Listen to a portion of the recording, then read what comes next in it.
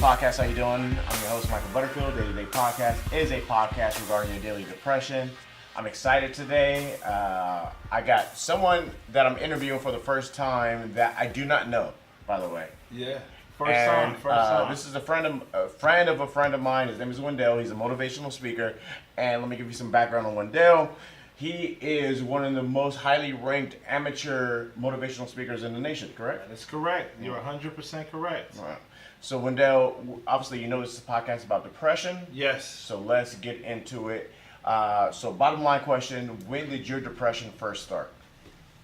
When I was in a depressed state when I end up making I thought I was making mistakes, not knowing that these were learning tools to help me grow. So when I was going through the process, I was beating myself up and I was gambling. Let's get it out there. I was gambling and Gambling like casino gambling. Okay. Like at the casino, blowing all the money, coming home, having it out with my wife.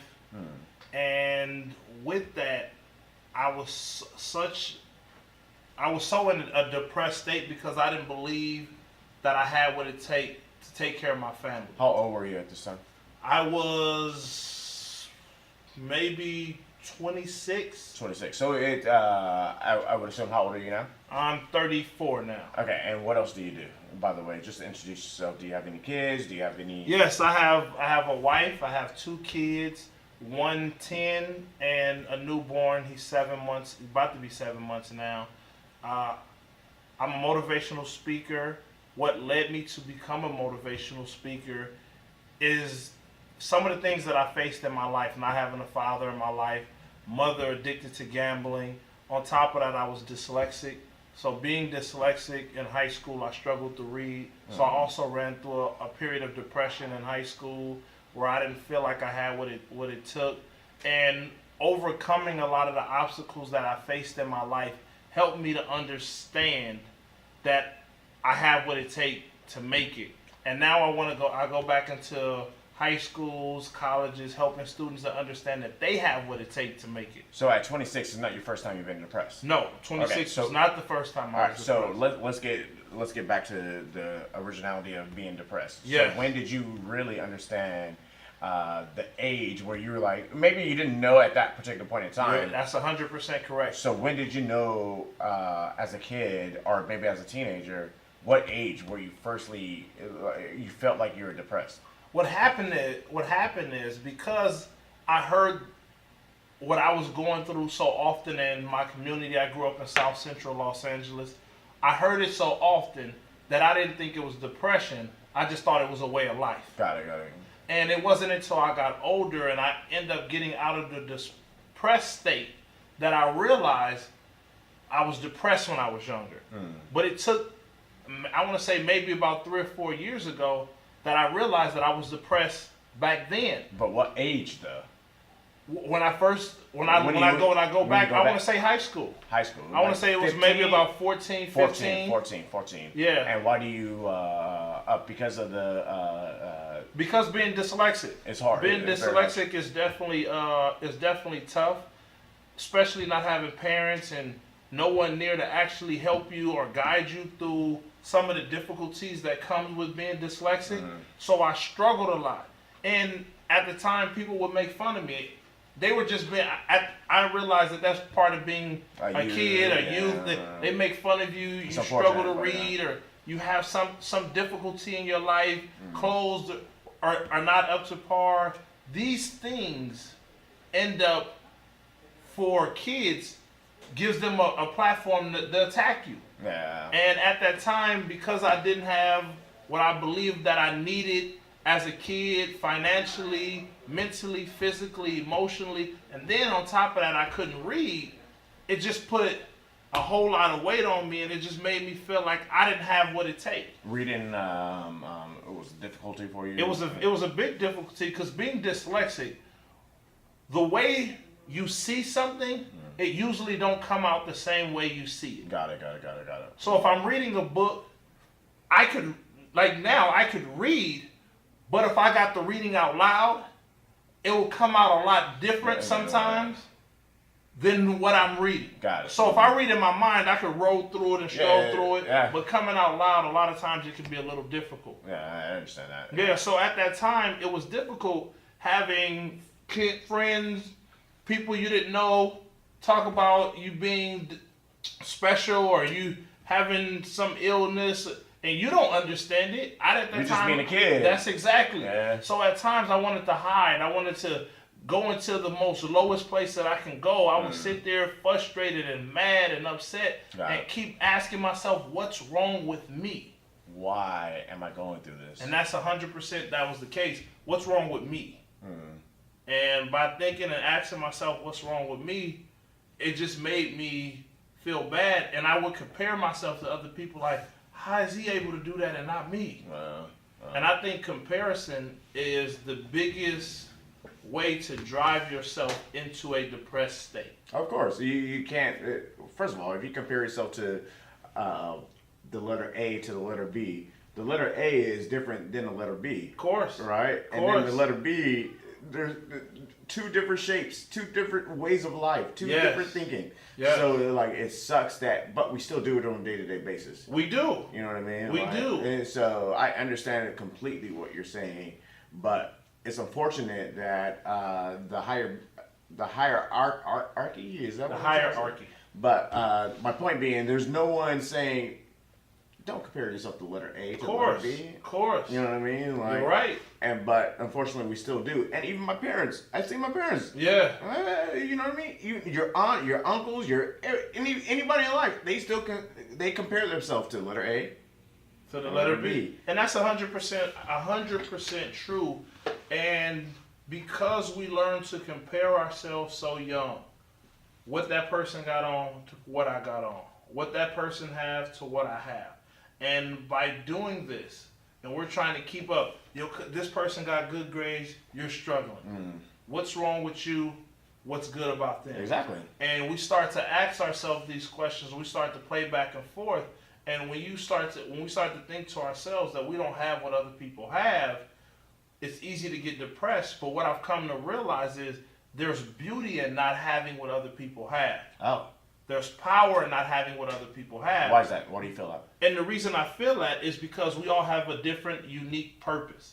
Just like the air. The air is different from the sun, but they're both needed. The air and the sun is different from the soil, but all three of them are needed. If one of them decided not to be the soil and it tried to be the wind, we'll be in trouble. But as long as it's decided to be what it is and appreciate what it is, we can all live. So everything has a purpose. We just have to realize that our purpose is important.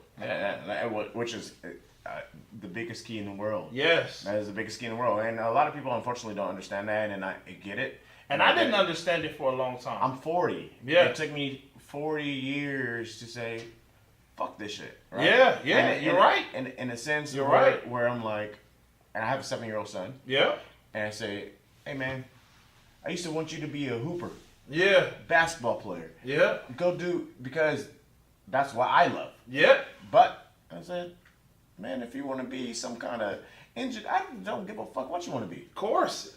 And I was just telling him earlier today, I was like, I'm taking the back seat, you're driving. Yes. And all I could do is say, hey man, these are the directions, and you should follow these directions, but you're the driver. Yes. You understand what I'm saying? But that's the truth. That is what it is. But what I've come to learn is, even with being the driver, there's many roads to one location. There's many ways to get to one place. Absolutely. And for me to get to the place where I am today, most people ask me, man, I want to be a motivational speaker like you.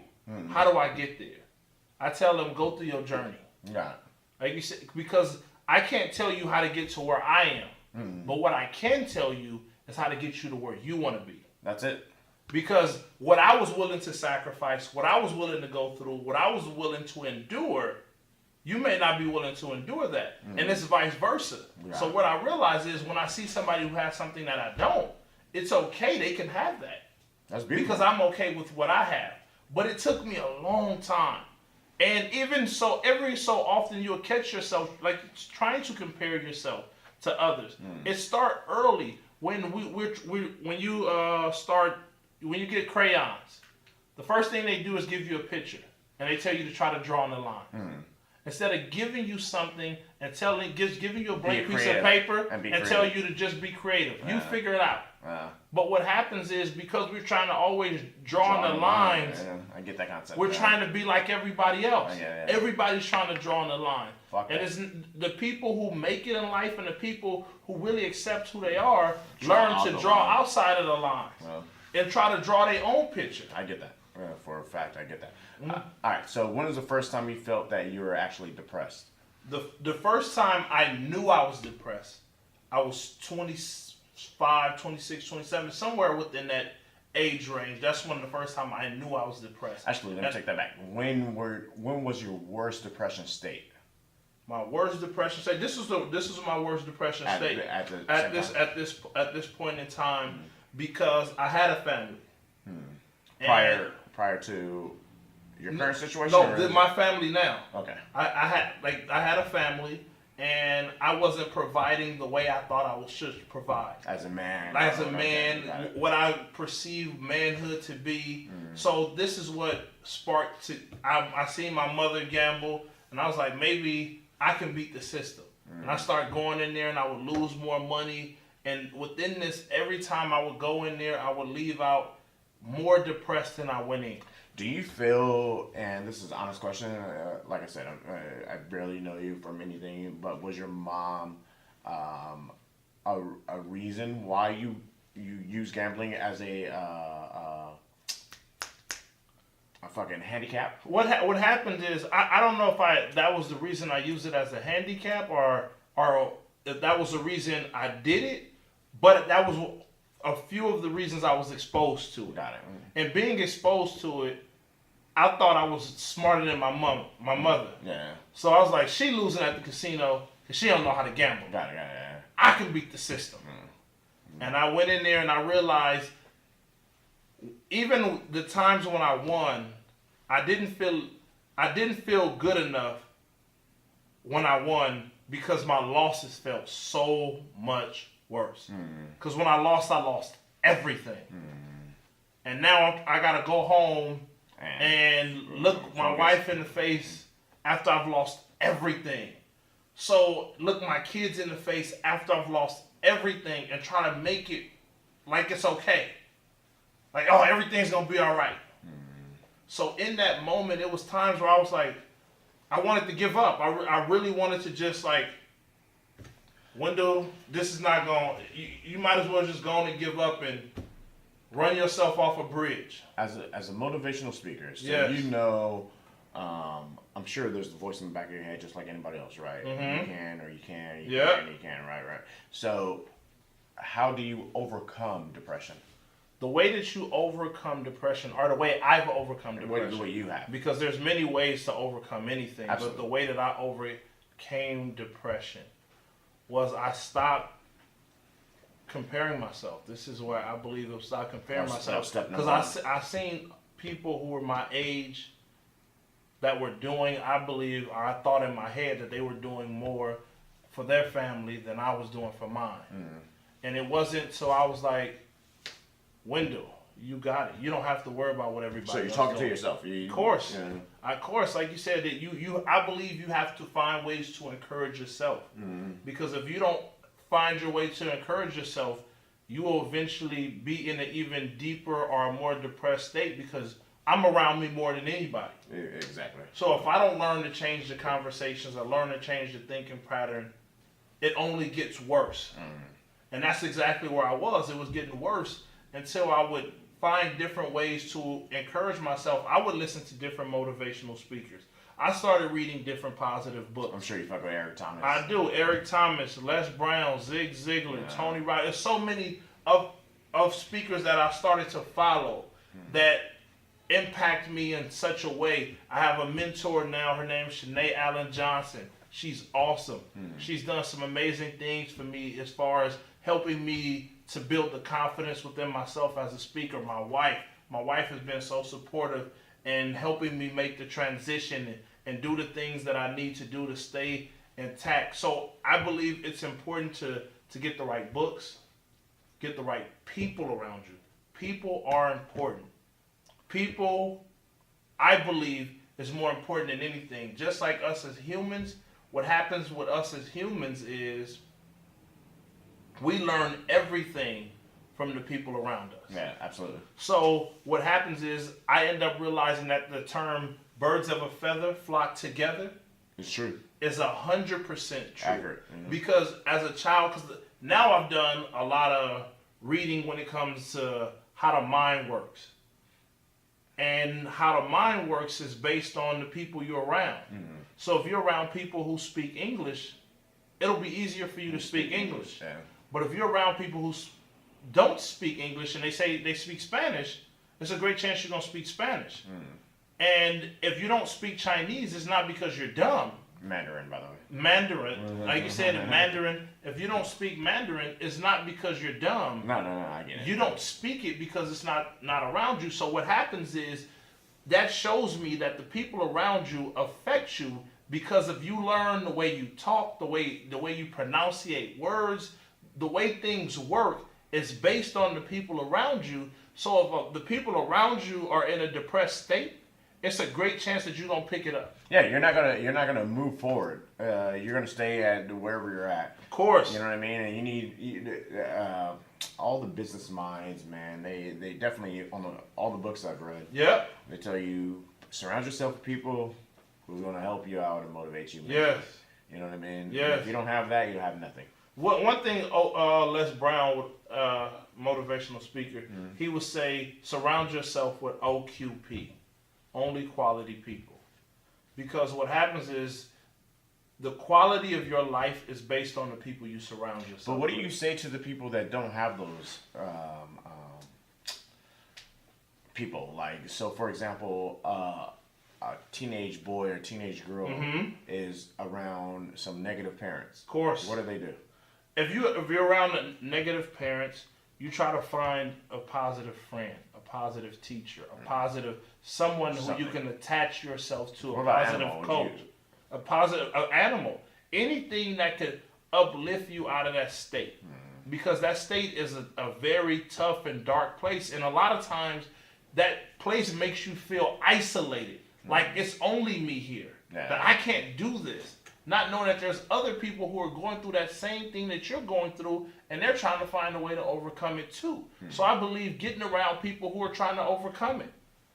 Wendell, I appreciate you coming. Give me some final motivational words. How do you feel? What do you think you should do to be out of a depressed state, or in general, just finalize the situation? It's on you. All right. Well, it's important, just like I was emphasizing earlier, to surround yourself with positive people. Find positive books that inspire you. Because one thing that a book does is allow you to go to a place without actually being there. So it's important to get things within your mind. Talk to yourself. Tell yourself that you can overcome it. Tell yourself that you have what it takes. Because the most important voice you will ever hear is your own voice. And the louder your voice can become, the more impactful it can become in your own life. So if you're looking to get out of a depressed state, find a way to talk to yourself. I know at times it can seem difficult. It can feel lonely. You can feel by yourself. But I'm here to tell you, if you lift yourself up out of it, there are going to be people who need to hear your voice. Need to hear what you have to bring to the conversation. Your perspective. Because every perspective is different. So your perspective is just as important as mine. And one of the things that I've believed that has been very effective for me is talking about my situation. The more I've been able to talk about the things that I've been through, the easier it is. The easier it's become for me.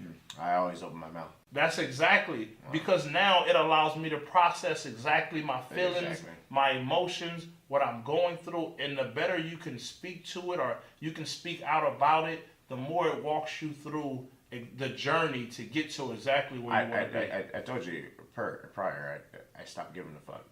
But that's good. Stop giving a fuck, meaning like I'll put myself out there. And I'm not trying to hide from nobody. Of course. I don't need to. You don't. You know what I mean? Like, so if you're going to judge me off some some bullshit. Yeah. Okay. I'm okay. Yeah. I don't give a fuck. And information moves so fast now. Yeah. Like I realize, like, okay, you'll forget it tomorrow. Of course. You know what I mean? But that, I don't believe you should care. I don't give a fuck. Like I said, and that's a great thing. That's a great thing that you don't. Wow. And I believe once that mindset start to get more populated, like this is where we start to step out of depression. Yeah. We started because at first I don't want to act ignorant. How much time we got, Steve? You guys still got a few minutes? I don't want to. But I'm not using my I don't give a fuck mindset as a